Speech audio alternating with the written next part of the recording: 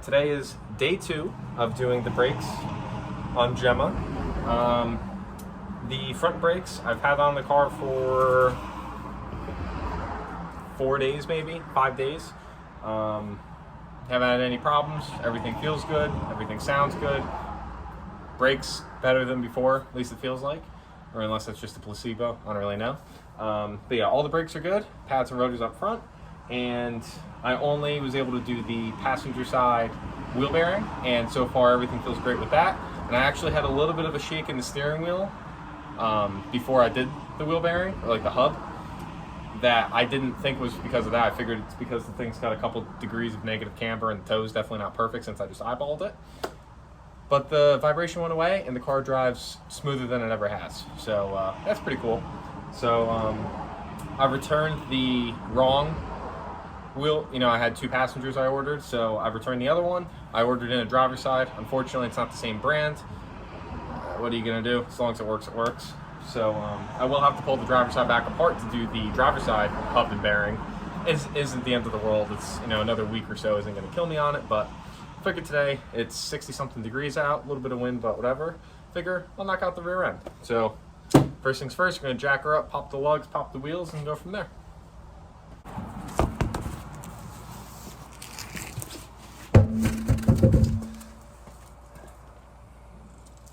Oh, that's nice. So since I'm only doing, I'm not doing the rear bearings or anything on this car. Also, I don't even know what that setup would be like since this is a IRS car. Not too familiar with them. I've only done bearings and seals on a straight axle car like Bonnie. But it's going to be the same deal. 2 bolts from the caliper that goes to the caliper bracket. The main piece of the caliper will come off. We'll suspend it. And then the caliper bracket will come off to get the rotor off.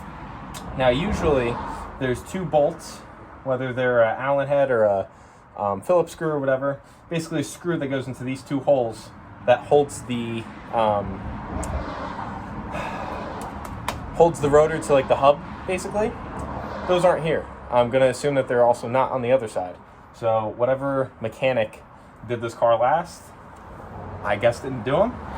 Another thing too, my e-brake doesn't work because this is my e-brake cable just hanging here. So I'm excited to see how torn up the inside of the you know, what's behind the rotor. Hopefully nothing's actually broken. On my 99 Z28 Clio, the e-brake stopped working and it actually had caught the car on fire a couple times. Multiple times, of course, because I'm an asshole and I'm gonna drive whatever I own. And the reason was that car had a straight 9-inch in it, had a 9-inch strange rear end. And the axle seal was bad, so the grease or like the oil from the axle seal leaked onto the e-brake adjuster and let the e-brake do whatever the hell it wanted. So randomly while driving, it would lock up. And, you know, it caused enough friction that it warped the shit out of the disc, actually ended up cracking the disc because the only way I could put the fire out was with cold water. So, you know how that goes. Yeah, that car was a basket case. But anywho, 2 bolts from the caliper to the bracket, and then 2 bolts from the bracket to the back of the hub. And then everything comes off, and we'll start going from there. All right, so this bottom bolt here, and then the top bolt up, you know, right somewhere around there. So I'm filming this on the front camera, it's a little confusing. They're both 15mm bolts, right? And it's the same deal as the front. You need to crack the head, and then you have to hold back this nut here to get it to spin out. So I'm just gonna, luckily these, I don't know if it's good or not. They crack very easily, so I can just hold the one locker by my thumb. 115. And let's go for number 2. Numero 2. And then this looks like we can just rest it on the axle itself. And there's your caliper. There's only a 1 piston in the rear of these cars. Go figure.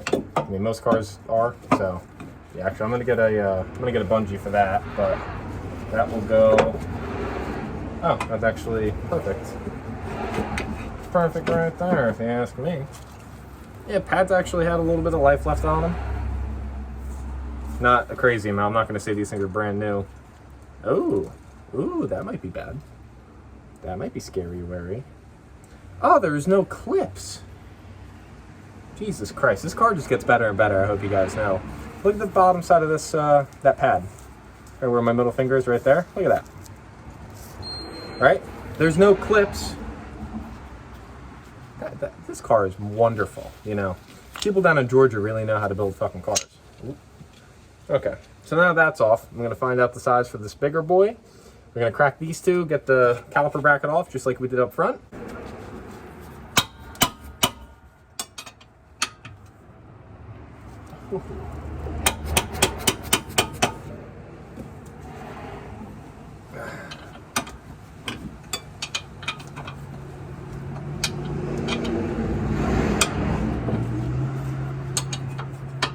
That's one crack loose. Woo-hoo.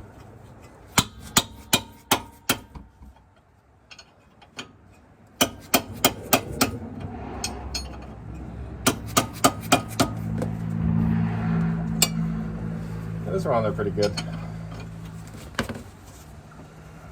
And boom, we're out. So that's caliper mounting bracket off. Now, oh yeah, she's on there. Yeah.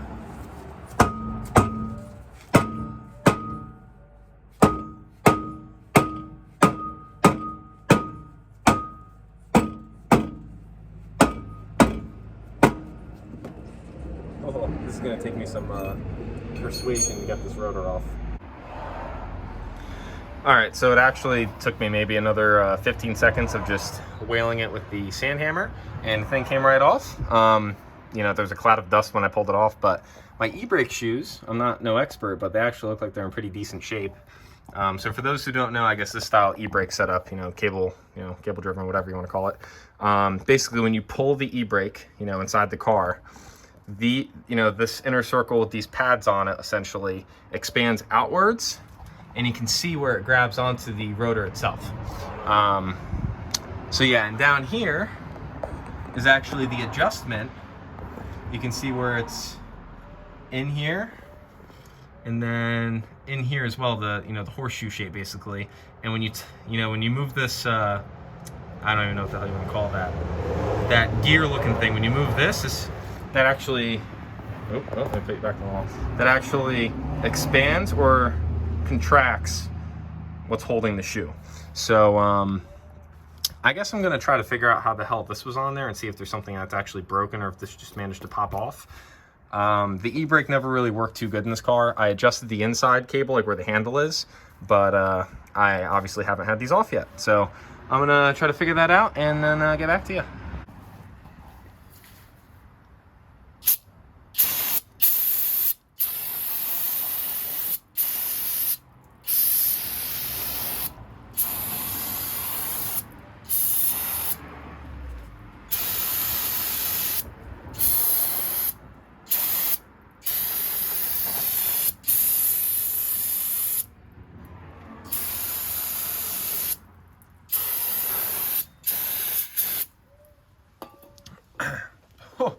Oh my God, I'm choking and my leg is cold. You would think with the way I use brake clean that I work at a shop and I'm sponsored, but no, I'm not. Please AutoZone, sponsor me. I gave, I guess this hub area, whatever you want to call it, gave it a quick scuff with some sandpaper. You see over there? And, just to smooth the surface out, any heavy rust or whatnot, because obviously it was rusted to that. So cleaned up this area and just, cleaned it about 2 or 3 times with the brake clean. And now what we're gonna do, like I said, we have this adjustment gear, I guess if you want to call it. And I'm gonna unbox the new rotor, throw the new rotor on, and we're gonna play around with trying to get these e-brakes dialed in before we button everything else up.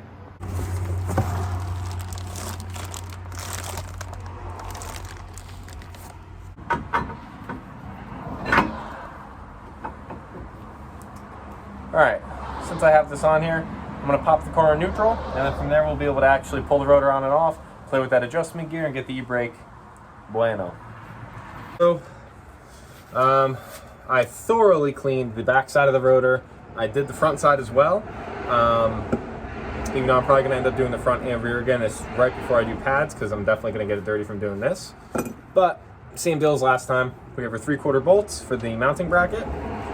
And what I will do is I will put a dribble of orange Loctite on you know, onto the end of them.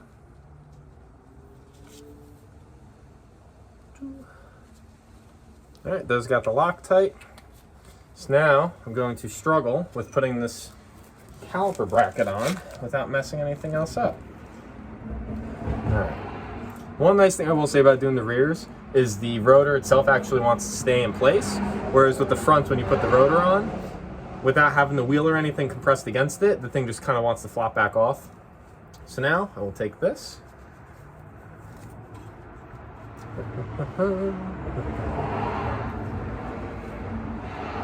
Come on, baby. Come on, baby. Slip that through here. Where you at? Where you at? Come on. Where's the hole?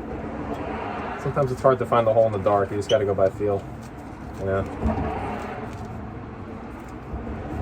No, that doesn't want to. Is that going in? Yeah, that's going in. It's just a little rough. Okay, that's the first one. Let's tap that second hole while we're already back here. Coming through the back door. Coming through the back door. Alrighty. And now the caliper mounting bracket is on. So the 2 bolts for the caliper mounting bracket, if you will, supposed to be 65 foot-pounds, 62 foot-pounds, something like that. I really don't care to pull the strut out of the way, even though it's 1 bolt. That's one more thing that might possibly break. So with that being said, and also just with the way that I have the jack stand set up, I really don't want to pull the jack out from under the rear end, God forbid. So what we're going to do is I'm just going to tighten the living shit out of these with a wrench and pray to God that they don't come out. They do have the orange thread locker in them, so they should be fine. So yeah, we'll see. We'll tap them in a little bit.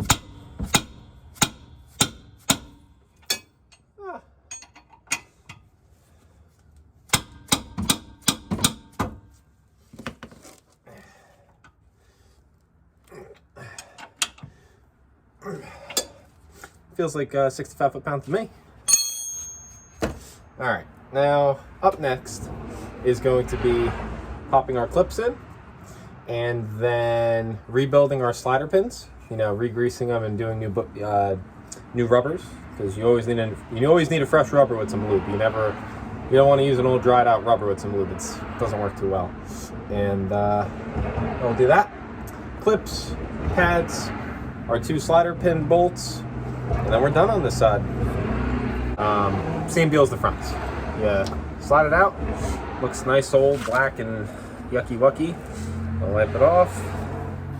Pull the rubber off. And these rubbers are actually in great shape, but you can never trust it just by the looks, kids. Always remember that. Throw that in the shit pile. Wipe them off once again. Now, the little lubrication packet that they gave me with the rears, it literally just gave me barely enough to do the 1 slider pin. Am I putting on too much? Probably. But I'll take more lube than no lube. So I'll pop this thing. If I can do this again. Pop this out. Make a little top hat. Make our little rubber hat. Slip the small end on. And then very gently with the straight blade, work up the edges just till they're seated properly.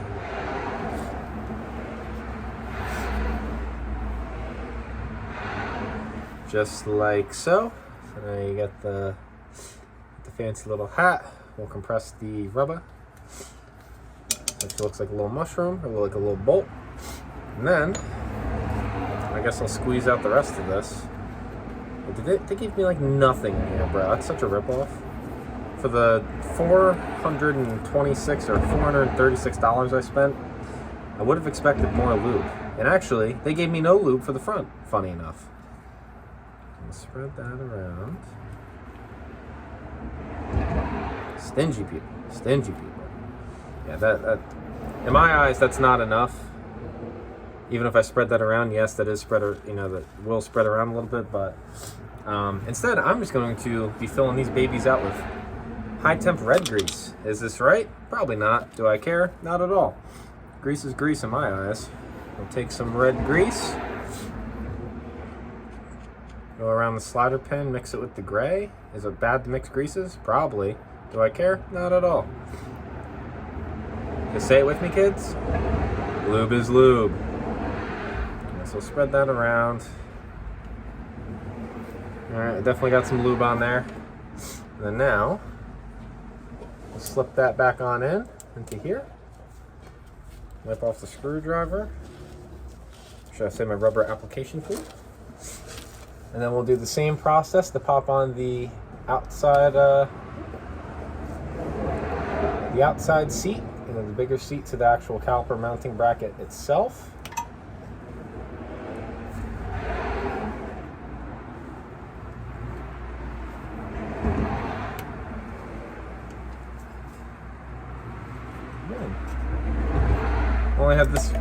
Only had this much grease come out. It's not bad. I don't think I'm really over greasing these, but again, I don't really give a shit.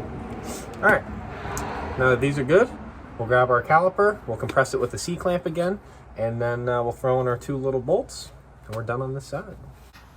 All right, so just like any other wheel, we basically just slap the pads in, and for whatever reason, according to the back of this, if you want to pause it to look at it, there's no clips for these to sit on. I don't know why, but I didn't get any in the package either. And like I said, there was actually none that came with the, that was on the car originally. So I don't know if it's supposed to be like this. I think it's kind of interesting though. There's these like little spring thingies. And when you go to take the caliper, also, yes, I did clean this and I don't know what that is. I think that's just like a little bit of rust from packaging. So as you can see, I compressed the piston. Now if we gently do the ting, you can see it pushes against those springs, kind of, I guess, locks the pads into the caliper itself. So now, since we're here, that's basically it. So I'll throw in these little bolts. I believe these are supposed to be torqued to 24 foot-pounds, I want to say, front and rear.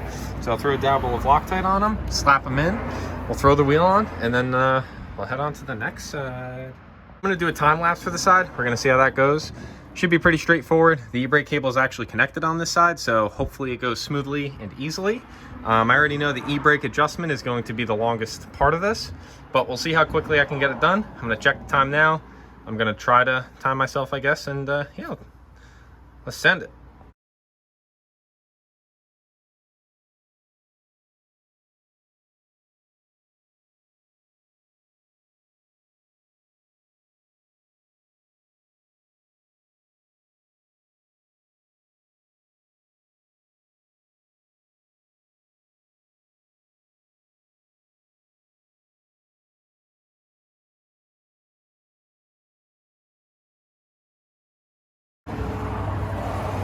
Alrighty people, so looks like it took me just about 30 minutes to, from already having the wheel off, basically from this point all the way down, all the way back up to this.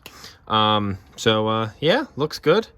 The e-brake really wasn't too far off of adjustment. It actually looked like the horseshoe itself was popped up, and that's why you probably won't notice in the time lapse, but I actually couldn't even get the rotor on because it was actually just sitting too high. I was catching one of the shoes. So just put that back down to where it's supposed to be, did that, and yeah, looks pretty damn good. So let's throw the wheel on, get the car back on the ground, make sure all the lug nuts are torqued down correctly, and then we'll take her for a rip, see if she falls apart.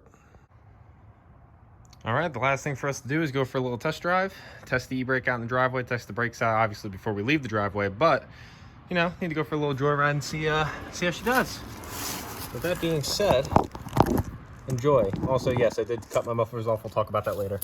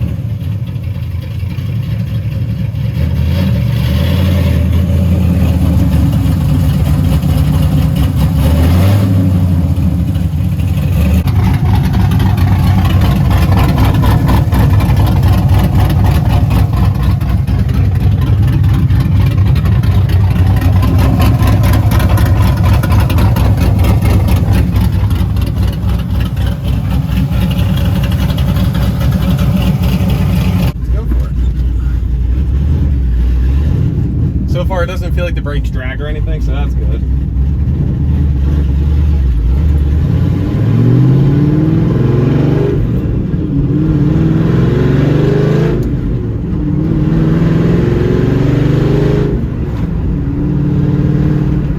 Don't feel like hearing nothing weird. Let's slam the brakes and see what happens. Well, they work pretty damn good.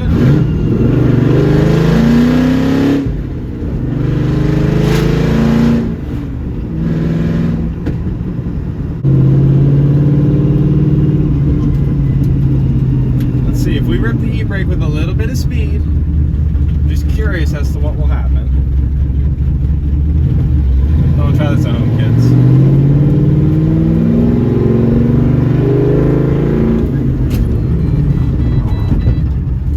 Can't tell if that locks up both or not. It doesn't feel like it. There's a 10mm adjustment bolt up here that I did loosen a lot.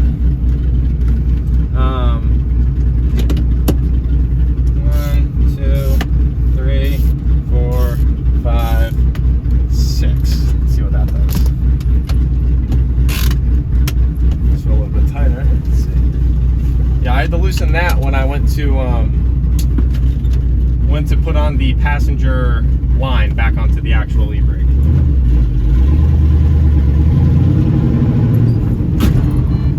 Oh, that locks them up.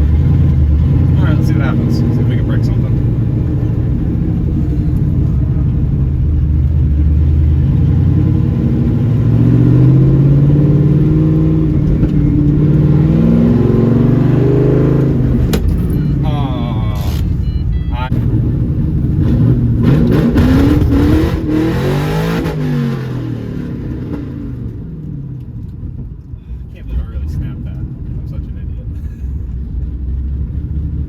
That was honestly half the reason I wanted to have the e-brake good though, was to rip it. So